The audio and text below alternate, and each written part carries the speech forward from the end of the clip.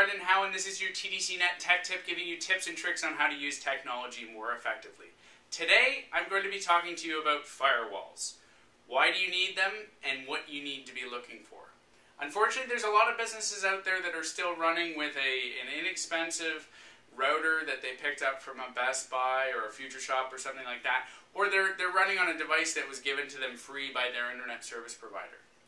This is one of the most important parts of your network. Actually, from a security point of view, it is the most important part of your network. Your router sits right at the edge of your network, and it decides what traffic to let onto your network and what traffic to let out of your network onto the outside world.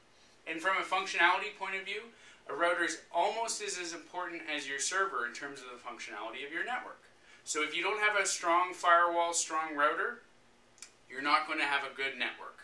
It's simple as that. So there's 7 different things that we recommend should be part of your firewall. So when you're looking at a firewall, you're evaluating a new one, or when you have your IT company, your IT department come to you and say, we need to put a new firewall in place, ask the following 7 questions. Number 1, should have intrusion protection. What's that? Well, there's lots of people in the outside world that make their money from hacking onto networks at businesses large and small. Intrusion protection gives you a higher level of protection for your network than you would get from a normal router. It prevents unauthorized people from coming onto your network, and it's an added level of protection for you. Number 2, you want to make sure that your router has gateway, antivirus, and anti-spyware. Everybody knows Norton, Symantec, AVG, Trend Micro, that sort of thing. These are software that's used at the desktop level for antivirus, anti-spyware. You know, Malwarebytes, that sort of thing. They run on computers. But what a lot of people don't know is you can take really good steps at the firewall level to prevent these viruses from even coming onto your network. So through email or through web surfing. Great example, if somebody goes to a website that's infected with a virus or a piece of spyware, they don't know that when they're going to that website.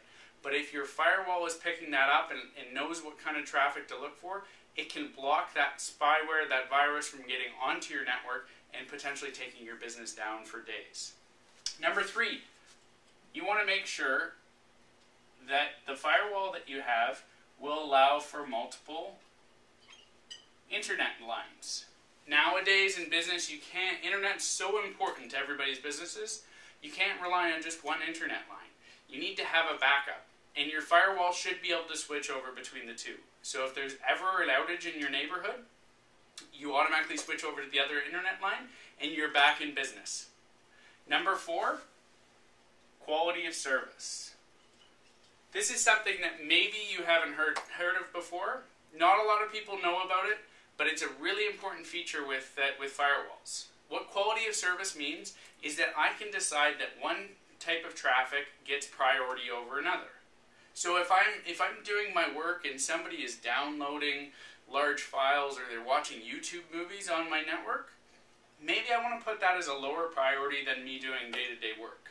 And I want to make sure that I get a high-speed connection for my line of business applications, for anything I have hosted offsite, or for regular surfing or email or that sort of thing. That's what you do with quality of service. But if you have a cheaper router, firewall, that type of thing, you won't be able to do that, and your network won't be running as well. Number 5, VPN access. So you probably know about VPN. It's the protocol that a lot of people use to access their office remotely. It stands for Virtual Private Network. Now there's all sorts of different flavors of VPN access. There's some that are very user-friendly, there's some that are not user-friendly. And the security is the same way. Well, the most user-friendly and secure type of VPN access is what's called SSL VPN. So when you're looking out for a firewall, you want to be asking the question, does it have SSL VPN on it? Because it's going to save you a whole bunch of time.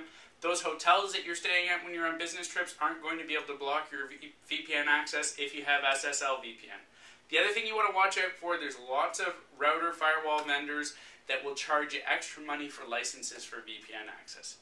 That's not something you want. It just ends up being nickel and diming and extra money every time you want to add an extra remote user. Watch out for that. Number 6,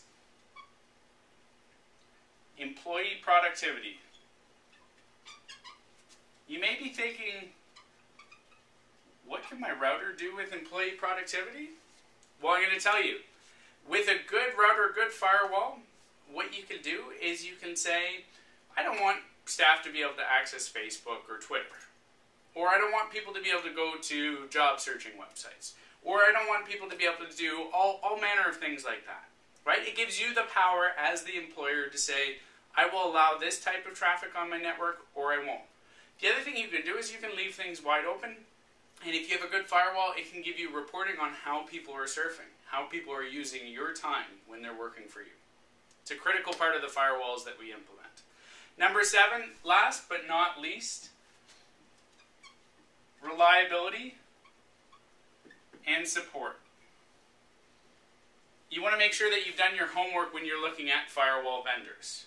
Some of them are very reliable, have a track record of putting out really good devices, and if there's a problem with those devices, they have strong support to be able to troubleshoot them quickly and effectively. There's others that don't. That's an important thing that you want to keep in mind when you're looking at firewalls. So there you go. 7 things that we look for in a firewall and that we recommend to our clients. If you want more information, by all means, give us a call and we can walk you through this in a little bit more detail if you want, or we can provide a recommendation to you that suits your business. But for now, I'm Brendan Howe, and this has been your TDCNet Tech Tip, giving you tips and tricks on how to use technology more effectively. Have a great day.